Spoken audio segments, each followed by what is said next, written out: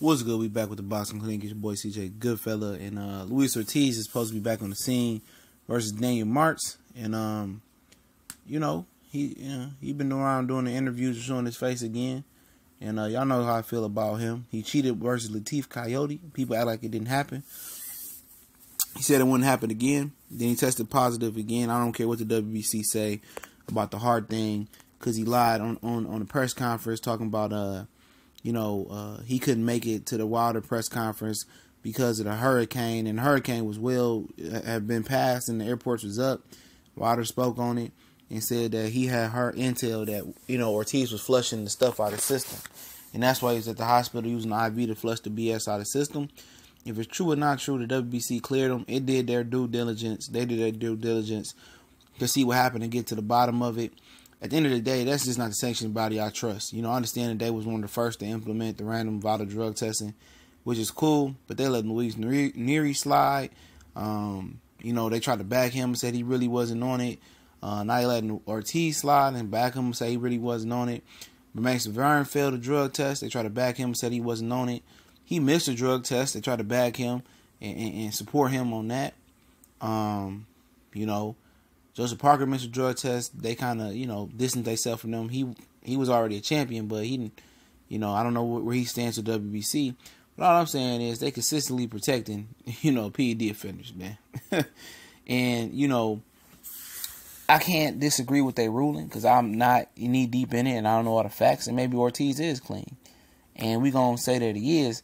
But the WBA show didn't show him no love. But at the end of the day, he was prepared to sue the WBA through the Muhammad Ali Act for them mistreating him.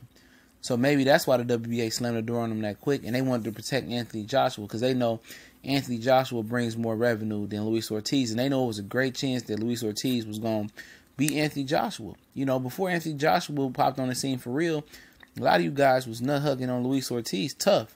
Y'all switched real quick when Anthony Joshua got his title versus Charles Martin, like he did something. A lot of you guys out here, fanboys out here was beating on your chest saying King Kong, King Kong. When Joshua came along, then y'all guys jumped ship. That was terrible. You know who you guys are. You can lie to yourself, but, we know who you are. But, but we know the history. Ortiz let Vladimir Klitschko and Anthony Joshua fight for his title. It wasn't his title yet, but he was the mandatory. It was a vacant title. He let them fight and said, let me get the winner. And everybody agreed that he get the winner. And then when the time came to pay up that Piper before the rematch, his mandatory for them, and through the deal they worked out, he should have got the winner. Joshua, prolonged it, said he had the IBF title, couldn't get Klitschko, had to defend Braswar Puev, and then Ortiz, when he, had the PED failure through the WBC, which wasn't even a random drug test the WBA did, they slammed the book on him so quick, they didn't investigate nothing.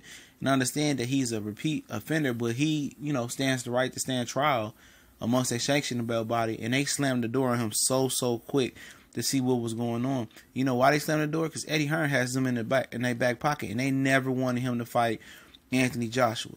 And he says that Anthony Joshua was a well-taken girl even more than Deontay Wilder. You know why he says Anthony Joshua was more protected than Deontay Wilder?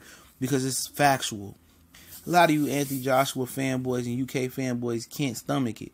But Anthony Joshua was taken care of. And you guys hide behind the fact that he fought a senior citizen of Vladimir Klitschko who was coming off a loss versus Tyson Fury and coming off a long 18-month layoff. He didn't beat a prime Vladimir Klitschko. He didn't even beat the reigning, heavyweight undisputed lineal champion, lineal champion heavyweight in Vladimir Klitschko.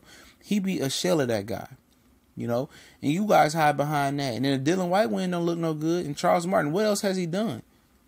Absolutely nothing but fight Deontay Wilder leftover like Eric Molina. He hasn't done jack crap.